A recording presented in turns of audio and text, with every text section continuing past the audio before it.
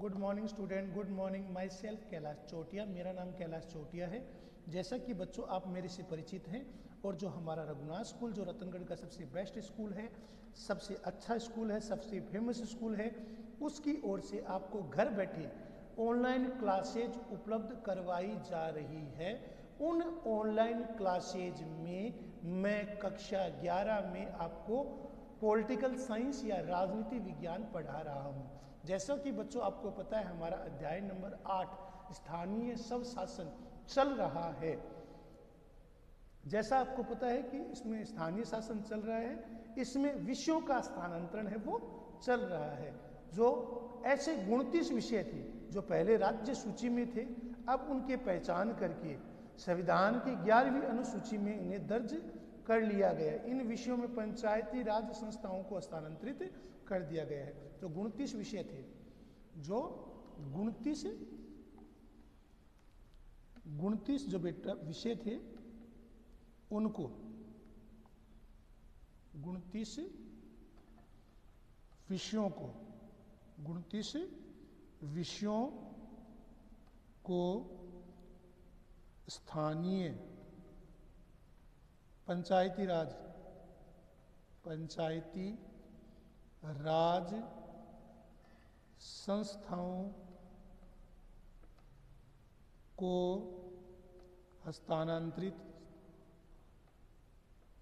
को स्थानांतरित कर दिया गया है।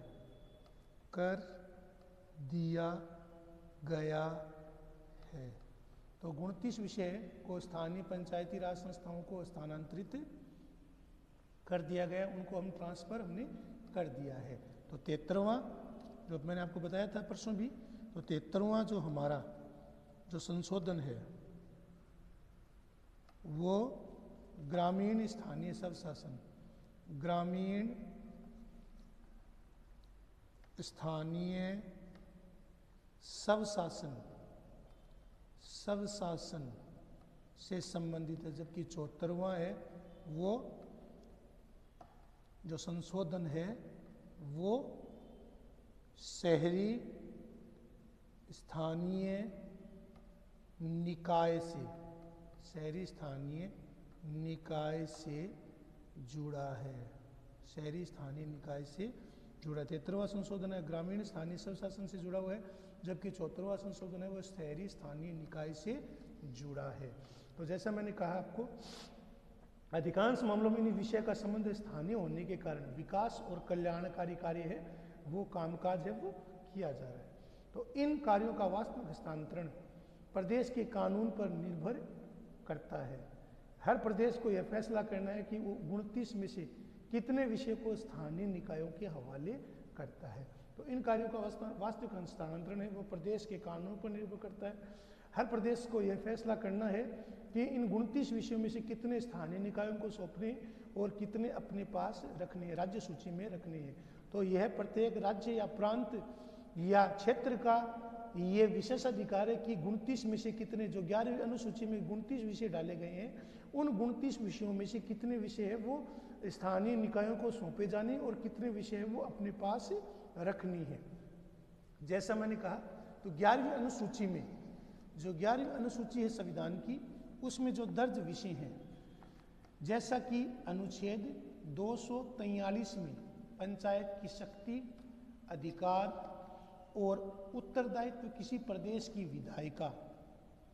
विधायिका कानून बनाकर 11वीं अनुसूची में दर्ज मामले पंचायतों को एक ऐसी शक्ति और प्राधिकार प्रदान कर सकती है। तो अनुच्छेद 243 के अनुसार पंचायतों की शक्ति, अधिकार और उत्तरदायित्व किसी प्रदेश की विधायिका क्या कर सकती है, कानून बनाकर किसी भी प्रदेश की, किसी भी राज्य के विधान मंडल, जिसे हम मेंबर ऑफ लेजिस्लेटिव असेंबली, विधानसभा, और कई राज्यों में विधान परिषद होती है, तो विधानसभा के साथ साथ विधान परिषद दोनों को मिलाकर विधानमंडल का गठन है वो होता है।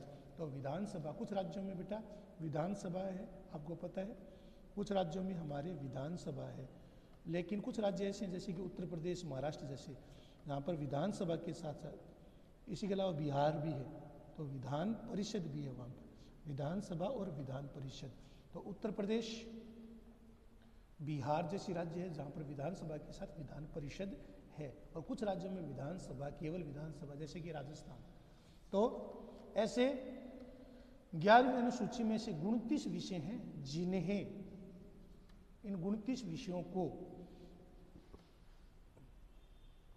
स्थानीय पंचायती राज संस्थाओं को सौंपा गया। कौन कौन से विषय? खेती, ग्रामीण खेती का विकास कैसे हो, ग्रामीण खेती में उन्नति कैसे हो, सिंचाई के उन्नत साधनों का विकास कैसे हो, लघु सिंचाई, लघु सिंचाई यानी सिंचाई की परियोजना, जल प्रबंधन, जल प्रबंधन, जल का उचित प्रबंधन कैसे हो, जल संचय का विकास, पानी का संचय कैसे किया जाए, तो जल प्रबंधन, लघु सिंचाई, जल प्रबंधन, लघु सिंचाई, जल प्रबंधन, जल प्रबंधन, जल प्रबंधन और जल संचय, और जल का संचय कैसे हो। तो लघु सिंचाई, जल प्रबंधन, जल संचय कैसे हो। तो विधानसभा और विधान परिषद को ये अधिकार है कि 29 में से कितने विषय वो स्थानीय निकायों को सौंपे। तो दूसरा हमारा क्या विषय था? लघु सिंचाई, जल प्रबंधन, जल संचय। ये भी काम है वो स्थानीय पंचायती राज संस्थाओं को सौंपा गया है, जिसमें लघु सिंचाई की परियोजना, जल का उचित प्रबंधन करना, जल संचय करना, तालाब में जोड़े के रूप में। इसके अलावा 8वां जो महत्वपूर्ण है उसमें लघु उद्योग, इसमें खाद्य प्रसंस्करण उद्योग, जिसके पहले मंत्री थे वो रामविलास पासवान हुआ करते थे, उनकी अब मृत्यु हो गई है। तो लघु उद्योग, इसमें खाद्य प्रसंस्करण उद्योग, लघु उद्योग, लघु उद्योग, इसमें खाद्य पदार्थों को किस प्रकार से बचा कर रखा जाए, खाद्य प्रसंस्करण, प्रसंस्करण, प्रसंस्करण यानी कि खाद्य पदार्थों को लंबे समय तक एफसीआई की गोदामों किस प्रकार सुरक्षित रखा जा सके। तो लघु उद्योग, खाद्य प्रसंस्करण उद्योग शामिल है, जिसके तहत भोजन को या खाद्य पदार्थों को, चावल गेहूं को लंबे समय तक कैसे सुरक्षित रखा जा सके, लंबे समय तक कैसे बचा कर रखा जा सके। तो लघु उद्योग, जिसमें खाद्य प्रसंस्करण उद्योग शामिल है। ग्रामीण आवास, गांव में आवास, गांव में जो पिछड़े हुए या दलित समुदाय के जो लोग हैं, जो आर्थिक और सामाजिक दृष्टि से पिछड़े हुए, जो बीपीएल के तहत आते हैं, ऐसे ग्रामीण क्षेत्रों में ऐसे बीपीएल परिवारों के लिए आवास की व्यवस्था। तो ग्रामीण आवास, ग्रामीण आवास, ग्रामीण आवास की उत्तम व्यवस्था होनी चाहिए। तो ग्रामीण आवास की उत्तम व्यवस्था है वो होनी चाहिए। गांव के अंतर्गत जो SC ST के लोग हैं, जो आदिवासी हैं, दलित हैं, पिछड़े हैं, जिनकी स्थिति बहुत ही गरीब है, जो बीपीएल में आती हैं, ऐसे ग्रामीण, ऐसे की रूरल क्षेत्रों में लोगों के लिए आवास, प्रधानमंत्री आवास योजना के तहत गाँवों के अंतर्गत आवास है वो बनाए जा रहे हैं। ग्रामीण आवास, पेयजल, पीने का अच्छा पानी, तो पेयजल की व्यवस्था, पेयजल अच्छा हो, पीने के पानी की अच्छी व्यवस्था हो, पेयजल अच्छा हो, बढ़िया हो। इसके अतिरिक्त पेयजल की उत्तम व्यवस्था होनी चाहिए, पेयजल है वो बढ़िया मिले, पेयजल, पीने का पानी है वो गांव के लोगों को उपलब्ध हो, गांव में कुआं हो, जोड़ा हो, तालाब हो। इसके अलावा गांव में प्राय घरों में सभी के अंदर टुंटी का या नल का कलेक्शन हो या हैंडपंप हो। गांव में जैसे उत्तर प्रदेश और बिहार जैसे राज्य में वहाँ पर नल नहीं होता बल्कि हैंडपंप ज़्यादा प्रयोग में लाया जाता है। तो पेयजल की सुविधा है वो उपलब्ध कराना, पीने का अच्छा और साफ पानी है वो उपलब्ध करवाना, पेयजल। इसके अलावा सड़क और पुलिया, गांव में सड़क है, पुलिया का निर्माण है, तो सड़क और पुलिया का, सड़क और पुलिया का निर्माण होना चाहिए, सड़क और पुलिया का निर्माण है वो होना चाहिए। तो ग्रामीण आवास, पेयजल, सड़क, पुलिया का निर्माण होना चाहिए, सड़क पुलिया है वो बनना जाना चाहिए। तो पेयजल के तहत सड़क हो, पुलिया हो उसके लिए गाँव के अंतर्गत जो सरपंच है वो सड़कों का निर्माण जिसे हम कहते हैं, इसके अलावा खुर्रे का निर्माण, पक्की सड़क का निर्माण है वो करवाता है। तो सड़क पुलिया का निर्माण भी इसी में आता है। गरीबी उन्मूलन कार्यक्रम, गरीबी की रोकथाम कैसी हो, गरीबी उन्मूलन कार्यक्रम कैसे हो। ग्रामीण विद्युतीकरण, गांव में प्रत्येक घर में बिजली का कनेक्शन हो। ग्रामीण विद्युतीकरण जिसके तहत गांव-गांव में, घर-घर में, गांव-गांव में, घर-घर में सबके यहाँ पर बिजली का कनेक्शन हो।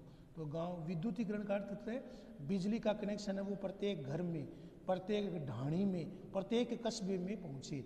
इसके अलावा गरीबी उन्मूलन कार्यक्रम, गरीबी का उन्मूलन कैसे हो, गरीबी कैसे मिटे।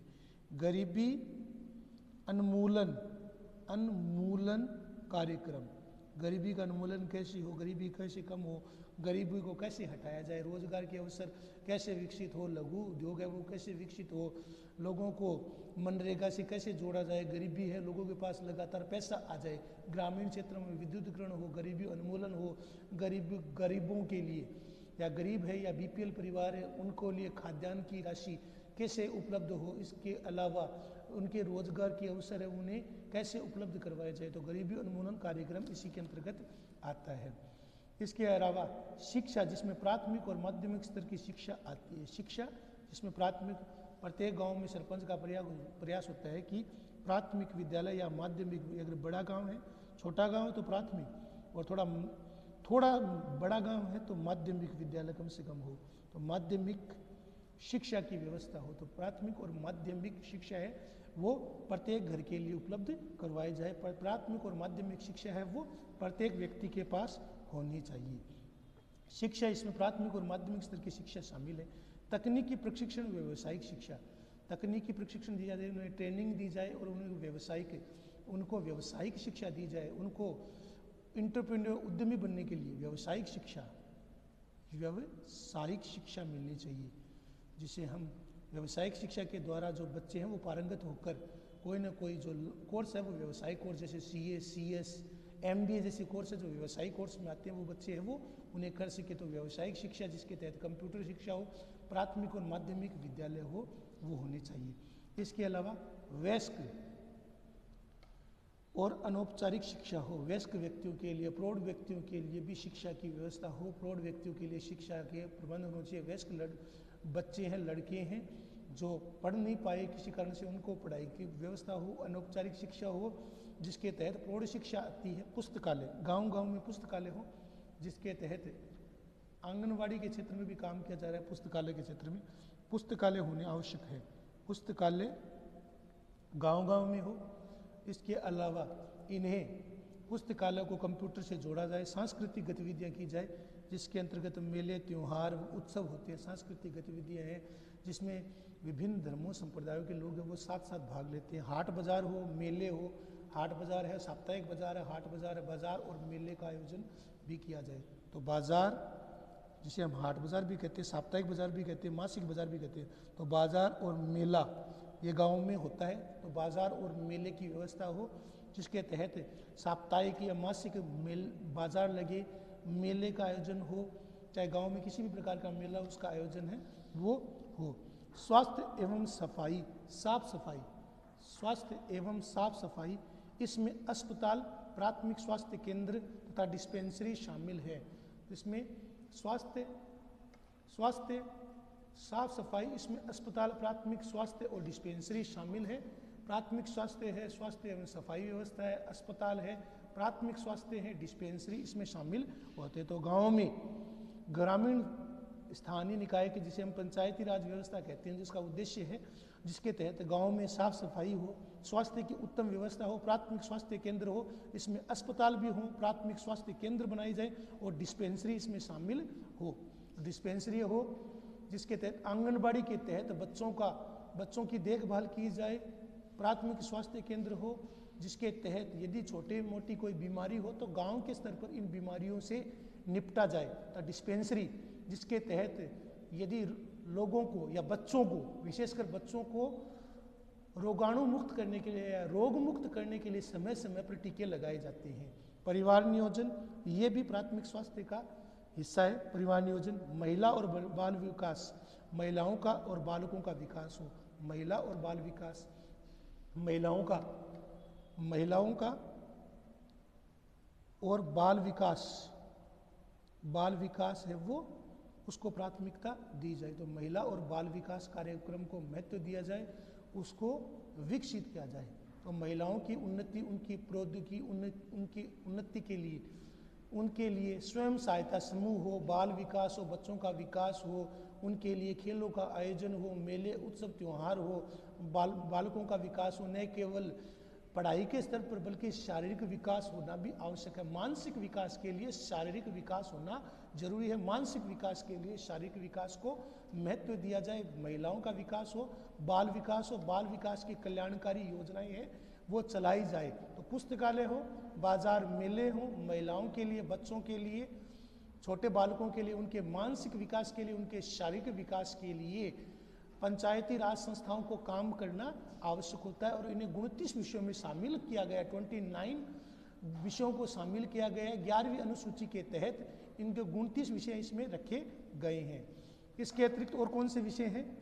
सामाजिक कल्याण, सोशल वेलफेयर, सामाजिक कल्याण कैसे हो, समाज में भलाई कैसे हो, समाज का जो निचला तबका, सबसे जो निचली इकाई है जो समाज में, SC ST अनुसूचित जाति है, महिला है, पिछड़े हैं, दलित है, गरीब है, वृद्ध हैं, उनका विकास कैसे हो, सामाजिक स्तर पर वो विकास के आयामों को कैसे छू सके, उनका सामाजिक विकास हो, सामाजिक स्तर पर उनकी बढ़ोतरी के लिए, सामाजिक कल्याण के लिए उनके काम किया जाए। तो सामाजिक कल्याण ये भी आवश्यक है। ये भी 11 अनुसूची में 29 विषयों में शामिल किया गया है। तो सामाजिक कल्याण हो, सामाजिक भलाई हो, सामाजिक क्षेत्र में बच्चे हैं या सामाजिक क्षेत्र में जो गरीब है, दलित है, पिछड़े हैं, जो वृद्ध हैं, उनका विकास हो। कमज़ोर तबके, जो समाज के कमज़ोर है, अति कमज़ोर तबके हैं, जिसमें SC ST आते हैं, शेड्यूल कास्ट, शेड्यूल ट्राइब, अनुसूचित जाति, अनुसूचित जनजाति, खासकर अनुसूचित जाति और अनुसूचित जनजाति है, उनका कल्याण, उनकी भलाई हो, उनके कल्याण के लिए कार्यक्रम रखे जाए, उनको छात्रवृत्ति दी जाए, उनके लिए मुफ्त आवास की सुविधा है। प्रधानमंत्री आवास योजना के तहत हमारे प्रधानमंत्री नरेंद्र मोदी जी के द्वारा ये शुरू की गई योजना है। ये इससे पहले भी चल रही थी, प्रधानमंत्री आवास योजना, जिसके तहत जो बेघर हैं, गांव में जो बेघर लोग हैं, उनके मकान के लिए, उनका मकान है वो सरकार की तरफ से बनाया जाएगा।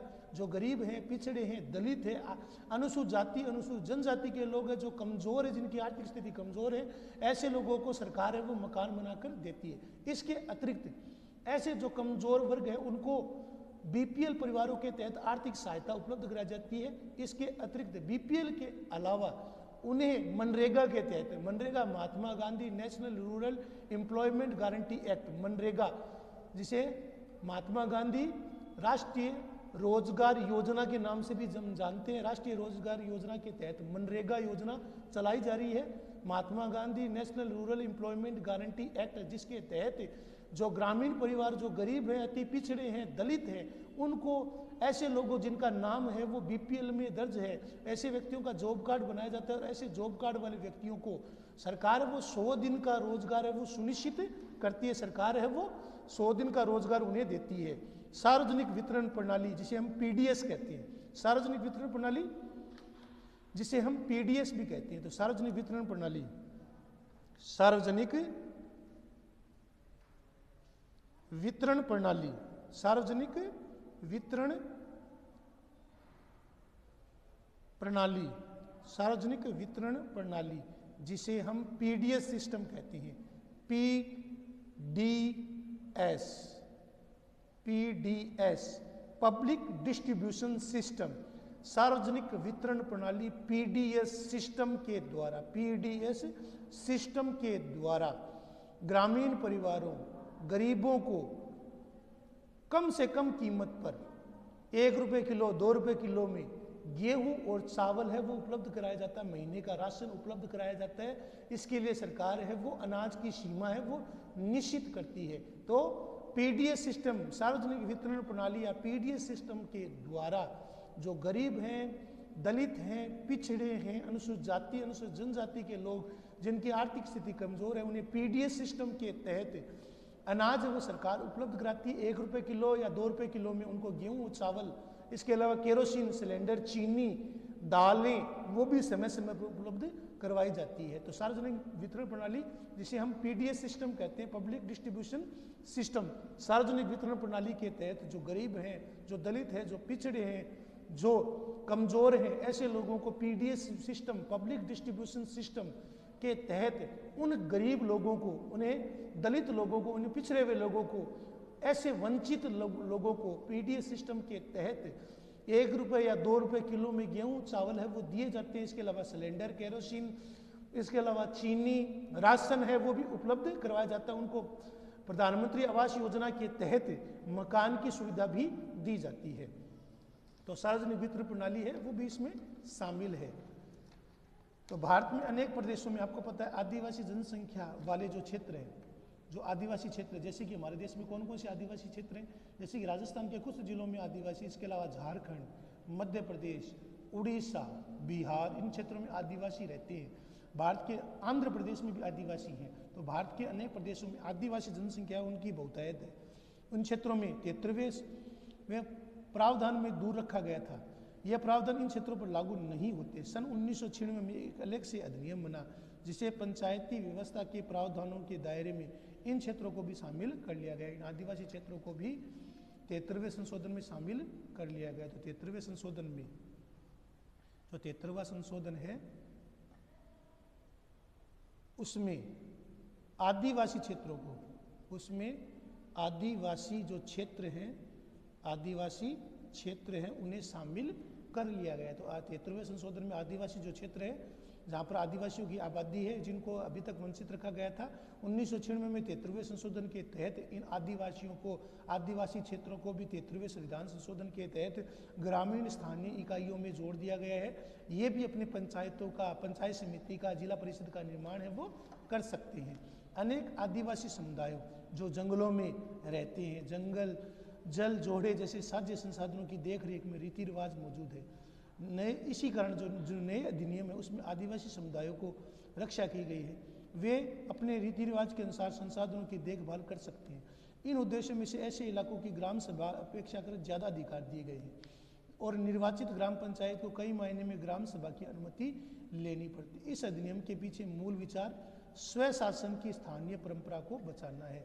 स्वशासन की स्थानीय परंपरा को बचाना है जिससे कि आधुनिक रूप से जो निर्वाचित निकाय हैं, चाहे ग्राम सभा है, ग्राम पंचायत है, पंचायत समिति है, उनके द्वारा उनका संगठन किया जाए।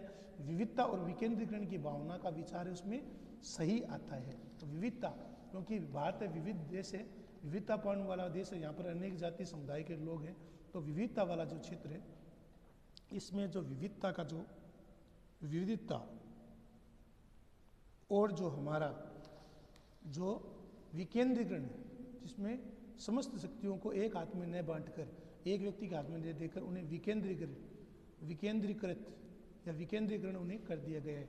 सेंट्रलाइजेशन न करके डिसेंट्रलाइजेशन कर दिया गया। तो विविधता को ध्यान में रखते हुए विकेंद्रीकरण के अनुसार इन स्थानीय इकाइयों, इन ग्रामीण स्थानीय इकाइयों, इन पंचायती राज संस्थाओं जिनमें ग्राम पंचायत, ब्लॉक स्तर पर पंचायत समिति और जिला स्तर पर जिला परिषद आती है, इन स्थानीय निकायों को अधिक सशक्त और मजबूत बनाया गया है। पहले आदिवासी क्षेत्रों को 73वें संविधान संशोधन के तहत शामिल नहीं किया गया था, लेकिन वर्तमान में 73वें संविधान संशोधन में 1996 में से इन आदिवासी क्षेत्रों को भी शामिल कर लिया गया है। उनकी विविधता, उनके सामाजिक विविधता के कारण इन आदिवासी क्षेत्रों को भी उनमें ग्राम पंचायत और पंचायत समिति और जिला परिषद का गठन किया गया। विकेंद्रीकरण के तहत उन्हें अधिकार और शक्तियां प्रदान की गई है। उन्हें अधिकार और शक्तियां देकर उन्हें सशक्त और मजबूत बनाया गया है। तो सार्वजनिक वितरण प्रणाली हो चाहे पीडीएस सिस्टम हो, इसके अलावा 73वें संविधान संशोधन में आदिवासी क्षेत्र का शामिल किया गया है। उनकी विविधता और उनके विकेंद्रीकरण को देखते हुए उन्हें शामिल करना आवश्यक था। तो जैसा मैंने आपको बताया बच्चों, इस अधिनियम के पीछे मूल विचार क्या था कि ये जो 73वां जो अधिनियम, संविधान संशोधन अधिनियम बना था, इसके पीछे मूल विचार क्या था? स्वशासन। स्वशासन मन अपना शासन, अपनी परंपरा को बचाए रखना, अपनी परंपरा, मान्यता, मूल्यों, सिद्धांतों की रक्षा करना और आधुनिक ढंग से जो निर्वाचित संस्था उनमें भाग लेना, चाहे ग्राम पंचायत, ब्लॉक स्तर पंचायत समिति, जिला परिषद क्यों न हो, उनको उनसे परिचित कराना, विविधता और विकेंद्रीकरण का भावना को, इस विचार को शामिल इसमें करना शामिल था। तो 1996 में एक अलग अधिनियम बना जिनमें पंचायती राज व्यवस्था के प्रावधान के तहत इन क्षेत्रों, जो आदिवासी क्षेत्र, इनको शामिल किया गया। अनेक आदिवासी समुदाय में जंगल और जल जोड़े जैसे साझे संसाधनों की देख रेख में रीति रिवाज मौजूद हैं। इस ऐसे अधिनियम में आदिवासी समुदायों को इस अधिकार की रक्षा, उनके जंगल, जमीन, जल जोड़े जैसे प्राकृतिक संसाधनों की रक्षा की गई है। तो मैंने जो बताया बेटा उसको लिखना है, याद करना, ये आपका होमवर्क है। धन्यवाद।